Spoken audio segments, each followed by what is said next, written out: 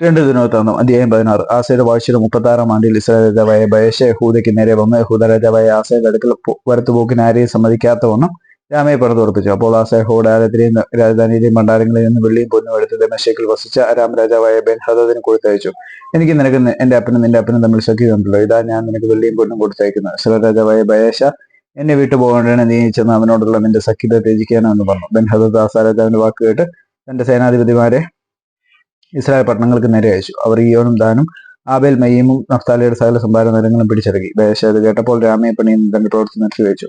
അപ്പോൾ ആസ രാജാവ് യഹൂദ്യരെ ഒക്കെയും കൂട്ടി ബയശ പണിത രാമയുടെ കല്ലും മരവും എടുത്തുകൊണ്ടുപോയി അവൻ അവ കൊണ്ട് ഗേബയും മിസ്ബയും പണിതുറപ്പിച്ചു. ആ കാലത്ത് ദർശകനായ ഹനാനി യഹൂദ രാജാവായ ആസയുടെ അടുക്കൽ വന്നു അവനോട് പറഞ്ഞു തന്നാൽ നീ നിന്റെ ദൈവമായ യഹോവയിൽ ആശ്രയിക്കാതെ അരാം രാജാവിൽ ആശ്രയിക്കൊണ്ട് അരാം രാജാവിന്റെ സൈന്യം നിന്റെ കയ്യിൽ നിന്ന് തെറ്റിപ്പോയിരിക്കുന്നു. കുരിശിനും ലൂബിരും അനവധി രഥങ്ങളോടും കുതിരസേവകരോടും കൂടിയ ഒരു മഹാസൈന്യമായിരുന്നില്ലയോ? എന്നാൽ നീ യഹോവയിൽ ആശ്രയിക്കൊണ്ട് അവൻ അവരെ നിന്റെ കയ്യിൽ ഏൽപ്പിച്ചു തന്നു. യഹോവയുടെ കണ്ണ് തങ്ങൾ ഏകാഗ്രചിത്തന്മാരായിരിക്കുന്നവർക്ക് വേണ്ടി തന്നെത്താൻ ബലവാനെന്ന് കാണിക്കേണ്ടതിന് ഭൂമിയിൽ എല്ലായിടവും ഊടാടിക്കൊണ്ടിരിക്കുന്നു. ഇതിൽ നീ ഭോഷത്വം പ്രവർത്തിച്ചിരിക്കുന്നു. ഇനി നിനക്ക് യുദ്ധങ്ങൾ ഉണ്ടാകും.